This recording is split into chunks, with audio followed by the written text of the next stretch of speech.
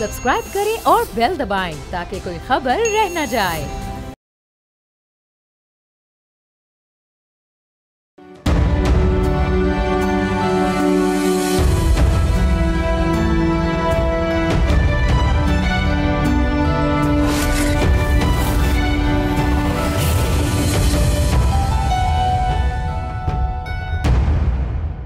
हमारे साथ इस वक्त एक बहुत इंपॉर्टेंट गेस्ट मौजूद है।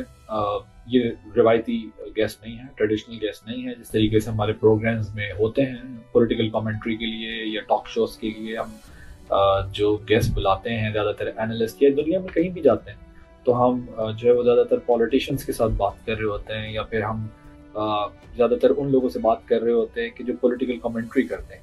आज के जो मेरे गेस्ट हैं वो बहुत ही डिफरेंट हैं और बहुत ही अपनी फील्ड के प्रोफेशनल हैं, एक्सपीरियंस हैं और उनका इंटरनेशनल लेवल पर एक पोजीशन है और उनके हम तजुर्बे से ये सीखना चाहेंगे कि पाकिस्तान के सामने इस वक्त जो चैलेंजेस है, जो क्राइसिस है, उससे कैसे निपटा जाए एनर्जी क्राइसिस का। तो मेरे आज के जो गेस्ट हैं उनका ताल्लुक है एनर्जी सेक्टर से और एनर्जी पाकिस्तान के लिए इस वक्त एक बड़ा चैलेंज भी बना हुआ है। तो यूएस पाकिस्तान रिलेशनशिप में हम कैसे जो है वो एनर्जी सेक्टर में इन्वेस्टमेंट्स को बेटर कर सकते हैं, इंफ्रास्ट्रक्चर को बेटर कर सकते हैं, पाकिस्तान के लिए उसमें क्या ऑप्शंस हमारे पास मौजूद है। So let me introduce you my honourable guest today, David Knightley. He is a very well known, I would say, expert, and he's a seasoned advisor in energy and financial services with experience as CEO of Invest Alberta and principal advisor to the Premier of Alberta. With advanced degrees from he has done his degrees from Oxford and Yale. So we would like to take some advices from him for Pakistan and for this particular sector. Whoever wants to invest in this sector, what they should do, how they can make it more better and fruitful for the countries as well. Thank you so much for giving your precious time. I'm really honored to have you in my show, and I'm sure because of your insights and experiences, my viewers will learn a lot of new things about this sector. So first of all, I would let my viewer know that have you recently visited Pakistan? Yes. So how was your experience in Pakistan? It was fantastic. I grew up in the mountains in Canada, and we started in Lahore, and we went to Islamabad, and then we went out to Gilgit, and then back to Islamabad, and I was there for 7 days. And I'll tell you something that's interesting. I travel a lot, and I advise governments and financial institutions and energy companies. And one of the things that Pakistan has that's incredible advantage is it's got a lot of young people. It's got great demographics. And it's got a very strong talent pool. So very bright people. And I think that when you look at any industry and you look at investing, it's going to be carried by the next generation. So I hope amongst your viewers are some younger people that are thinking about themselves and their opportunities in Pakistan and elsewhere, because I think it's great to travel and see the whole world. But they're the ones that are going to build the next edition of Pakistan in the next 20 to 40 years. And so I think when we're talking about investment, there's going to be a lot of people that look at investing into Pakistan. And you and I have talked about a couple of those firms. I was just meeting with some people here about their investment interest in the region, and they wanted to know my perspective on Pakistan. But I think it's also important that young Pakistani entrepreneurs think hard about their own country because they know my perspective on Pakistan. But I think it's also important that young Pakistani entrepreneurs think hard about their own country because they know it better than anybody else. True that. They know all the rules of the road. Yeah. You can be book smart, but if you're not street smart, Agreed. You don't go as far in Pakistan if you're a dumb American. Yeah. So I hope that the people that are listening, as we talk about this, it's the young Pakistani entrepreneurs that are thinking the hardest about the investment in Pakistan. I can talk a lot about foreign direct investment in Pakistan because that's the sort of interest. I will definitely ask you this question later on, but I just want to know right now, which city is your favorite city in Pakistan? You've been to a lot of cities, as you mentioned that. Where you enjoyed most, which you liked most? Well, Islamabad is an interesting city because you can tell it's a very modern city, right? It was created with those big thoroughfares. It's a very intelligent city. So a lot of cities are very, hard to navigate because they were built in the 1800s. You could tell Islamabad's built later on around an intelligent grid. But when you come from a country that's very new, like Canada or the United States, then it's really profound when you're in places like Lahore that have ancient history, beautiful buildings, incredible history, Sikh history, Islamic history, right? That's something I never grew up with. So I don't want to take, in Canada, if you ask people, or in the States, if you ask people, what's your favorite city? That's a tough, you run some risks when you answer it. I understand. But if you come from outside Pakistan, you haven't seen some of these places, they're incredible. Like, they're really incredible. Yeah. So. Okay. So can you please tell me that how can US energy firms help meet Pakistan's growing energy demand if these two countries want to work together in this particular field? So what is the way forward? Well, look, I think there's sort of three big themes, right? One is that energy is one of the single most important inputs into thousands of different businesses. So if you're an entrepreneur and you want to run a mine, one of your biggest costs is the energy that it costs to run the mine, right? If you run a trucking company out of Islamabad, one of your biggest operating costs is the fuel for your trucks, right? If you're running a company running data centers, the number one cost of a new data center is the energy supply. And so having consistent energy and having low cost energy is one of the things that produces economies that run very efficiently and become very productive and create a lot of prosperity. So energy is important, not simply as an industry on its own, but because it's an input industry that makes every other industry more profitable when it's managed well. And so that's sort of number one. Number two, no country is sufficient in itself, right? Pakistan doesn't have everything it needs. It has to trade with other countries that have optimal amounts of the things that it wants. And so to create the right trading relationships on the right terms and the right trust with the right trusted partners, and you want to have more than one so they compete with each other to keep for security, is one of the things that helps create a very prosperous, dynamic society. So every nation has to be confident enough to start to forge good relationships with multiple neighbors. And Pakistan's got a lot of tricky neighbors, right? Indeed. It's always been that way.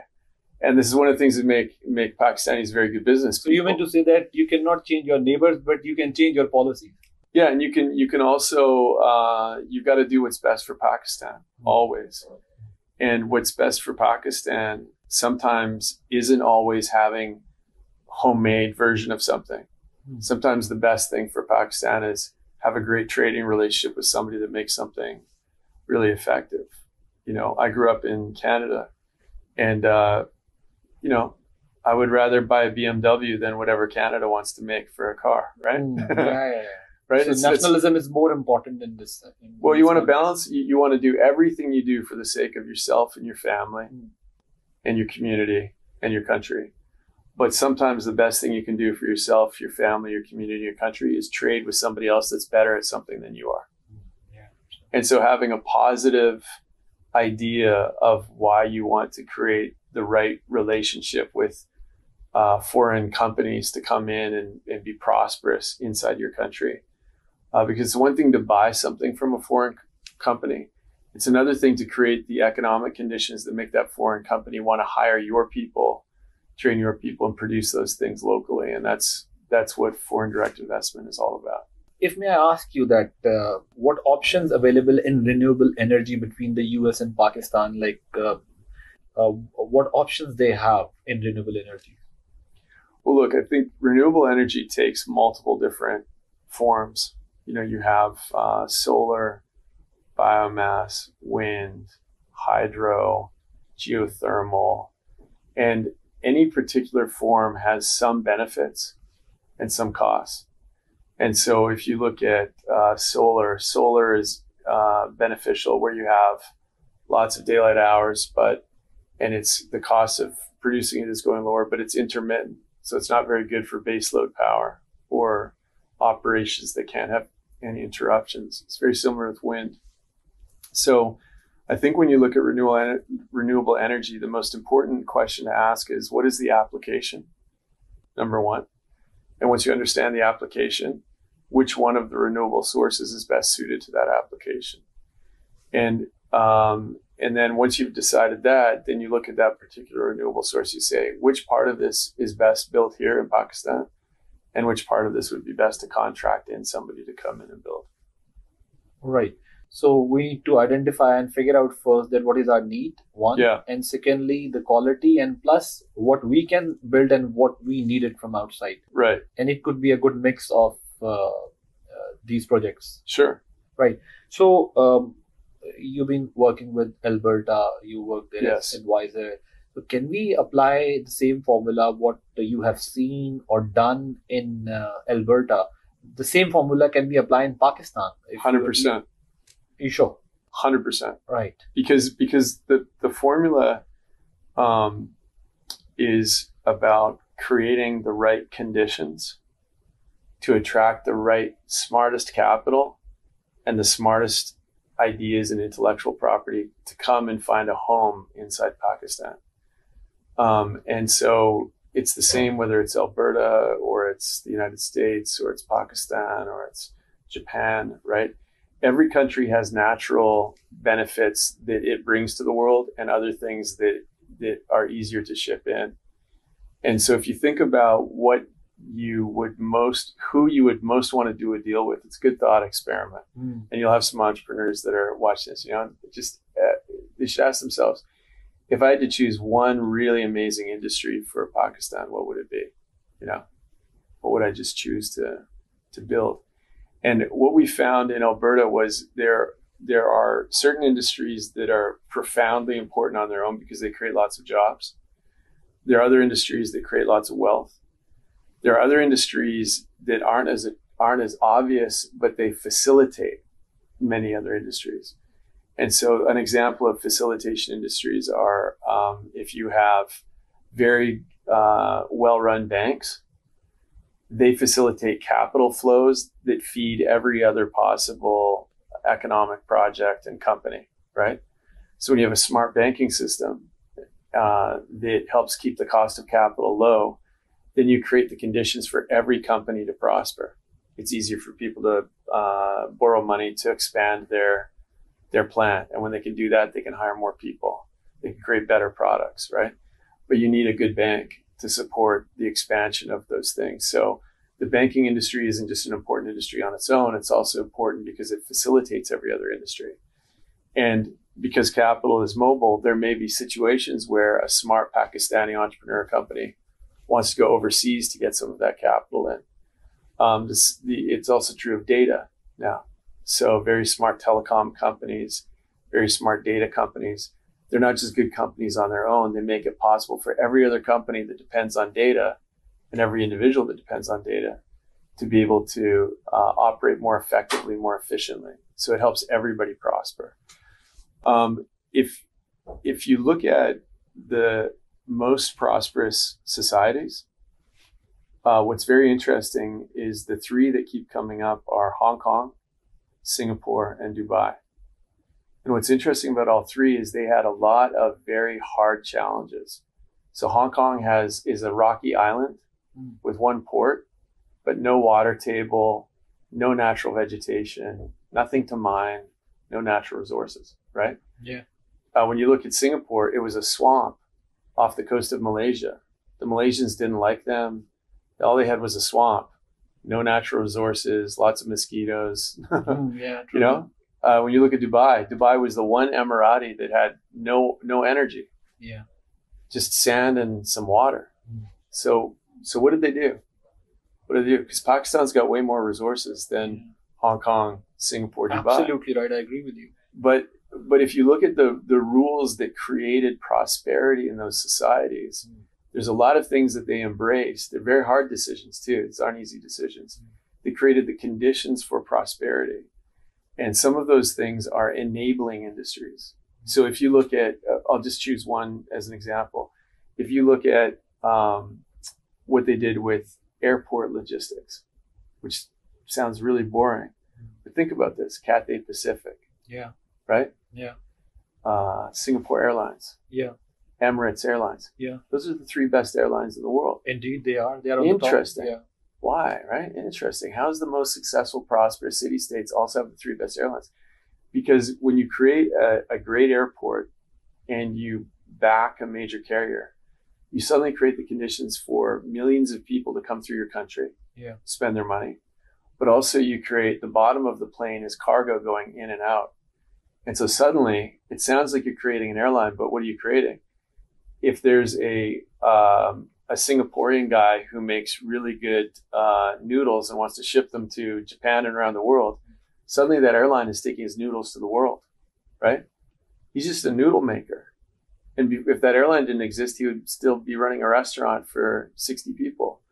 But because the airline exists, now his noodles can be in 500 different restaurants. Because they have their own careers, their own airlines. That's why they can spread it easily. Right. So what they've created is you create an enabling industry is air transport and logistics, just like an enabling industry is banking. An enabling industry is data and data logistics. So one of the things I would say for Pakistan is you don't have to invent something totally different, right? Some of the worst places in the world economically have created incredibly powerful economic models. And when you look at what they did and why they did it and how they did it, Pakistan can learn a lot from that. And you have to do it not for next year or 5 years from now. You got to do it for your kids. Yeah. You got to do it for the next generation. Yeah. For decades, you have to make a plan and policies. Yeah. And what happens a lot of times in politics, human nature, is somebody wants to do something to stay popular or to manage risk for 1 year from now or the next election. And the real statesmen run for the next generation. They make some hard decisions now. Very true. In order to create the conditions so that the next generation can have these enabling influences.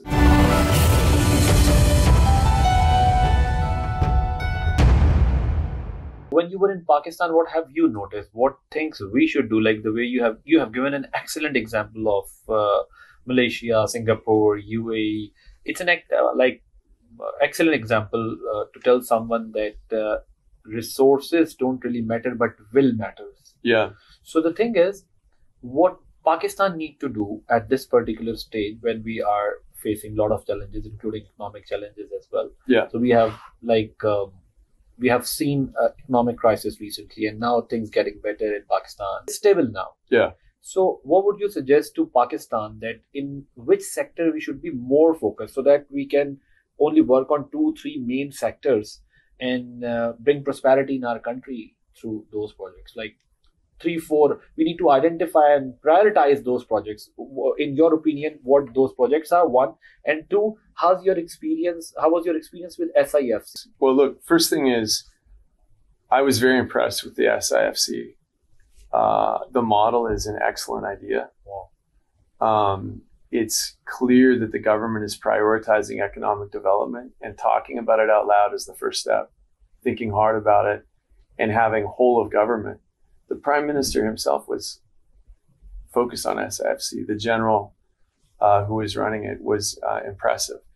And the work that they're doing is forcing the government to think hard about what are we doing with policies that will create economic opportunity for the next generation. That's exactly what a government should be thinking. Because it's very easy to make easy decisions that aren't going to be as easy for the next generation. Because you make a decision for right now to make life easy, it can be harder down the road, right? Sometimes you take hard choices now to make things easier down the road. So SIFC is talking about the future. It's talking about what the economic development should be. And so it's forcing decisions that can be hard. And I think one of the decisions that's very hard is, for instance, cutting taxes on job creation in corporations. A lot of people feel bad about cutting taxes for corporations because they think, well, corporations are rich. Why should we cut their taxes? I'll look bad. It won't appeal to people. They'd rather see me cut their taxes, not the taxes of a corporation, right? Yeah. So as a politician, your short-term incentive might be, let's maintain the tax rate. But what you want to say instead is, if you have a plan and a strategy, this is an area we want Pakistan to be world beating, the world's best. I think the next phase is continue to host investors coming in and then listen to what they say. Okay. So if you choose, every country has a few sectors where they can be the best in the world. And when you choose those and you think about those, then it's good to bring in investors and say, hey, I got a question for you. What would make you want to invest $1 billion here instead of $1 billion next door? What are the things? And usually when you talk to investors, there's 5 things. Okay. One is tax, because it's just a cost of business. Yeah. Another one is regulation, because that is time and complexity and not knowing securely whether your business will be able to make it. So you make regulation clear and simple, you make taxes low. A critical one is talent. As I build this business and invest all this money, will there be the young people, the smart people that can make sure this business thrives and operate it effectively, right? Some businesses are very technical. So you need to know that the universities can provide a smart flow of talent to maintain your business and keep it going. Fourth one is the enabling industries I talked about. Is this a place where my business can thrive because I have good banking opportunities? I've got good logistics. Maybe it's cargo overseas or the chance to ship things around Pakistan if it's a domestic market, right? And the fifth one is very interesting, but the fifth one is lifestyle.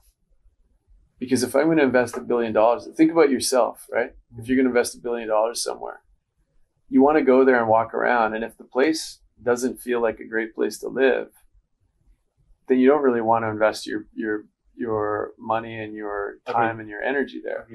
And so one of the things that happens with foreign direct investment is you can't just check the box only on economic things. If I'm going to invest $1 billion into Pakistan, I'm going to be asking 200 people to move from other countries to Pakistan to live, put their kids into school, make friends, explore the country. And so that fifth pillar is very important. Right. So let me rephrase that question for you. That there have been a lot of bureaucratic hurdles in Pakistan. Yeah. For foreign investors and domestic investors as well. Yeah. So did you find those hurdles still there? I don't know is the honest question, because I was being introduced to the SIFC, introduced to ideas, and I work with a lot of large companies, and so I'm interested. So I think what so were they satisfied with the process? Well, I didn't bring my clients with me, but what Ambassador Siddiqui and the cabinet that we met with, the SIFC, we met with the finance minister. What they did was they showed that they're very open to have the conversation about what it would take to bring in a great company and how they could think about it. And that's the right place for Pakistan to be. And in fact, it should never change. You always want to be having the conversation. So we have seen a recent change in USA. 47th American president has taken oath. So our reliance is on West more than any other continent, because most of the exports are relying on Europe and America. Yeah. So when you see recent statements of American president, so you realize one thing: if he's imposing tariffs on China, so what would be the position of other countries, like the weaker countries, developing countries? What would be their status then? It's a great question, Adil. I think that the United States is balancing 3 or 4 different considerations in every relationship that they have. One consideration is security. If you look at the potential for tariffs, he talked yesterday about the largest tariffs being Mexico and Canada, 2 closest neighbors. Yeah. But the reason for that in both cases is because of border security. The America wants to be sure that it's very secure. And so the economic tariffs are being used to target security issues that they see for their borders. So it's an unusual time right now. So every relationship that America has is going to be seen through a lens of security, economic opportunity, geopolitical strategy, This is where Pakistan has amazing history, right? Yeah, Pakistan's been at the center of all kinds of geopolitical history. Yeah, it's like this, right. Canadian history is super boring by comparison. Pakistan's got all kinds of stuff going on, exactly. right? I agree with you. And you've got fractured different groups inside Pakistan historically, right? So you've got a lot going on, and I think any partner, which is how Americans. But for Canada, Trump has already said that he wants to make 51 states. Oh yeah, exactly. Canada can make its history while interacting with President Trump. Yeah. Well, I mean, this guy's he's a real estate developer from New York. He's good at making people feel like he's negotiating, right? So, I think the relationship of the United States to Pakistan will always have a military component, a geopolitical component, an economic component, clearly an energy component, and energy and security are closely related. But I think that the critical thing for leaders in Pakistan and for people like yourself that are leading the conversation about things is to think, it's actually a good idea always, I think, but think about, as somebody in Pakistan, if I was going to look at investing in another country, what would it take for me to want to do that? And what would it mean for me to invest in that country instead of the country next door, right? And when you answer that question for yourself, you realize you have the same considerations as the people you're trying to attract into Pakistan. But also, and this is where we started the conversation, you want to create the conditions at home for your homegrown Pakistani entrepreneurs to be the winners, right? And one of the things the U.S. is doing with tariffs, it's trying to create a better opportunity for their homegrown talent. And I think that's the way that conversation is going to evolve on tariffs. So I think that knowing and understanding what the Americans are looking for now is going to be important. But it's very similar to what Pakistan would be looking for with its neighbors. Yeah. So this tariff increase will bring more inflation in the world? Look, I am, full disclosure, my own biases, I am very much a free trade guy. I think that each country has natural advantages and natural challenges. Okay. And that the way you create the greatest prosperity for the most human beings in the world is trading natural advantages between countries. Yeah. If the Austrians are really good at making Porsche and Audi and Mercedes, buy cars from Austria, right? Yeah. But maybe they're not so good at some other things. EV. Yeah. We trade. We create global trade, creates economic dependencies, and that helps create a better opportunity for peace between nations and prosperity for people. So I don't like tariffs because tariffs lead to frictions in that trade that make people less prosperous.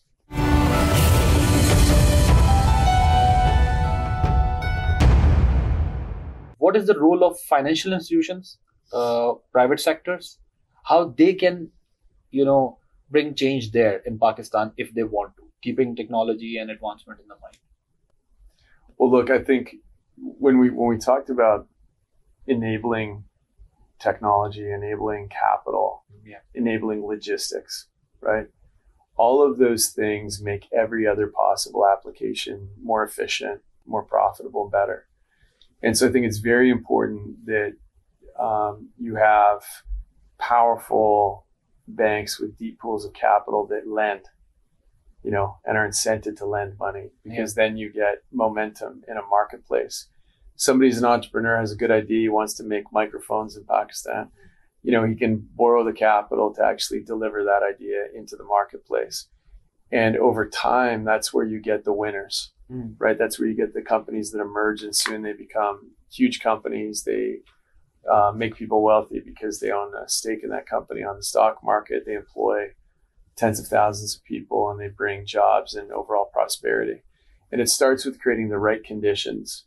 Every company is sort of like a plant. It needs a little bit of sunshine from their banks. It needs a little bit of water from, the technology required to let it grow. It needs the nutrients, of the inputs that allow it to become something that can then produce good fruit and and start to expand. And so there's an organic quality to the economic development of companies.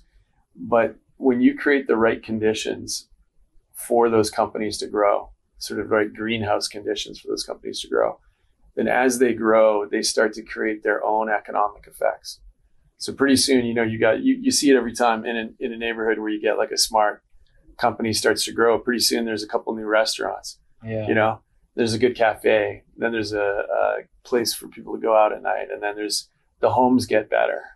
People start fixing them up. The home prices go up. And, soon there's a school nearby. And so there's an organic effect of economic development that leads to better lifestyles and better prosperity. And in the minds of many people, if you just talk about the economics, we want to cut the taxes. So they're like, that's so boring, right? Most people aren't interested in politics or economics. Yeah. But what they love is when they see their neighborhood getting prosperous. The restaurant down the street is cooler. The cafe is serving better coffee, a little more expensive. The school is nicer for their kids. There's they can afford a better car, and their lifestyle is better. It's easier to take a vacation with their kids. And that's what economic development does, is it creates conditions where you sort of say, hey, the government can't hire everybody. The government can't employ everybody. If they do, it turns into socialism, and that always doesn't work out. But the government can create the right conditions for companies to expand and hire and create new products and develop new things. In any economy you look at, the biggest consumption of most products for most companies is at home with other Pakistanis, who are the best judges of the quality and the stuff they're getting. And so when you're looking at bringing companies in, one of the best ways to do that is make the best conditions for Pakistani entrepreneurs and Pakistani companies to thrive and hire people. Did you see the news about the $20 billion World Bank loan for Pakistan? How do you think it will benefit the country? I need your analysis. I don't know enough about it in order to comment. And so I'm going to reserve comment on that because I haven't really read it. I just saw it. But what does it show? Does it show that Pakistan's economy is getting better? Yeah, look, I was very impressed. I think it depends a lot on sectors.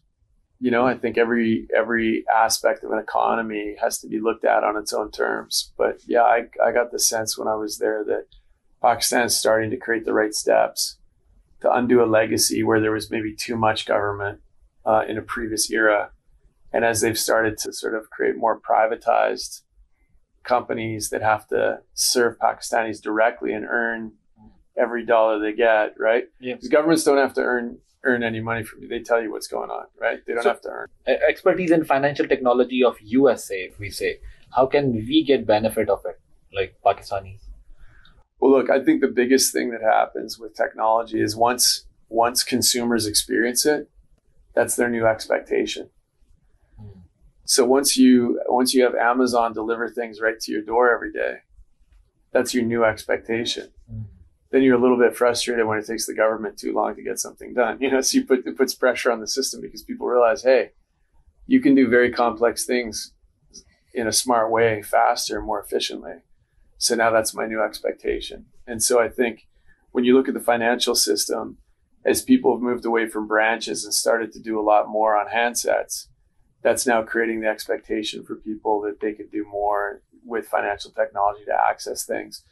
The algorithms now for AIs are starting to make it easier for banks to know if they can make a bet on you, if they can actually invest with you, etc. They are analyzing our status these days, customer status as compared to the typical traditional style of bankers. Yeah. So would you like to give any message to BOL TV's viewers or any entrepreneurs who are working there in Pakistan or who want to do something for Pakistan? Your advice for BOL TV viewers? BOL TV viewers, sure. I've got advice. Number one, you live in an incredible country with an incredible heritage and incredible history. Number two, if you look around the world and you read history, you find out that so many people have so much less to start with than Pakistan has. And it's important to feel blessed by that, but also to realize the challenge isn't maybe what you have, but the kinds of conditions you can set to create more. And the third thing I'd say is, it's important to draw in capital, and I'm very interested to be back in Pakistan and bring a couple of clients with me. Sure. So hopefully we bring some capital From with which us. countries? Well, I think there's some interesting opportunities in mining and energy infrastructure and infrastructure generally. All right. So which countries are more interested in these projects? Well, the countries that really build those kinds of things. So the clients I have are clients from some financial clients or family offices. Okay. But infrastructure clients from places like Canada, the United States. Wow. Yeah. So they are more interested in investing in Pakistan in these sectors. Everybody wants to take a look now. Wow. Yeah. Right. Thank you so much. Let's tell them to let me know. I think your interview will definitely help He can him out. teach me how to be a batsman, and I can teach him how to do some financial aspects. That's great. Perfect. So thank you so much for giving your precious time. I really thoroughly enjoyed Pleasure. it, and I hope you enjoyed this interview too. I certainly Thank did. you. Okay, Take good care. thank you. Bye. Thank you. See you.